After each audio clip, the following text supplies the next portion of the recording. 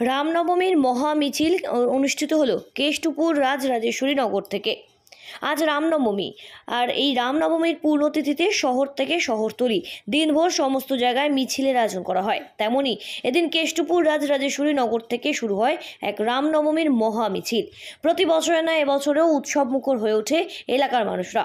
শ্রী রামনবমীর উৎসব উদযাপন সমিতির উদ্যোগে এদিন কেষ্টপুর ঘোষপাড়া এলাকায় বুড়ো শিবতলা মন্দির প্রাঙ্গণ থেকে শুরু হয় বর্ণাঢ্য শোভাযাত্রা। অসংখ্য হিন্দু সনাতনী সম্প্রদায়ের মানুষরা পা মেলান এই দিনের এই শোভাযাত্রায়।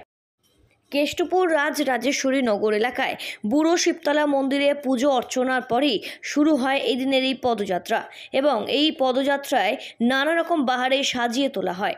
একাধারে নাম কীর্তন, আরেকদিকে ভারত মাতার চরিত্রকেও তুলে ধরা হয় এই দিনের এই পদযাত্রার মধ্যে দিয়ে।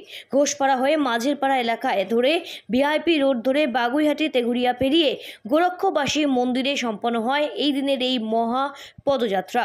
শোভাযাত্রা দেখবার জন্য রাস্তার দুধারে মানুষের ভিড় ছিল ব্যাপকভাবে।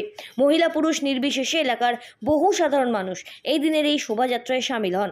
ডিজে বক্স বাজিয়ে আনন্দমুখর হয়ে ওঠেন এই দিনের এই শোভাযাত্রায় অংশগ্রহণকারী সকল মানুষরা। এই দিনের এই শোভাযাত্রায় অসংখ্য কচিকাচাদের আগ্রহ এবং উৎসাহ ছিল ব্যাপকভাবে।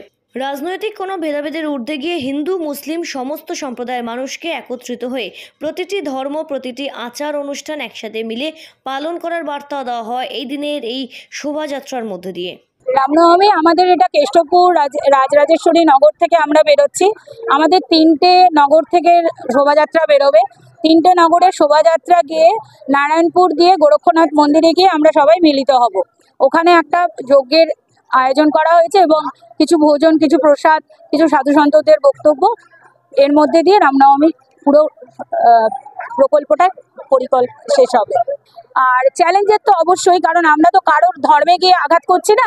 আমরা আমাদের নিজেদের শিকড়ের টানে, আমাদের নিজেদের শিকড় বাঁচাতে গিয়ে আমরা সনাতনী ধর্মের পুজো করছি। রামনবমী এটা সারা ভারতবর্ষ ধরে আজকে হচ্ছে, আমরাও সেইভাবে করছি। সনাতন ধর্ম, সবাই বিশ্বাসী। যতদিন এই পৃথিবী থাকবে, সূর্য উঠবে, চাঁদ উঠবে, মানুষ বেঁচে থাকবে, শ্রীরামের চরণে আমাদের মস্তক তার চরণেই আমরা অর্পণ করব। কেষ্টপুর থেকে সৃঞ্জিনী পোদ্দারের রিপোর্ট, সঠিক বার্তা।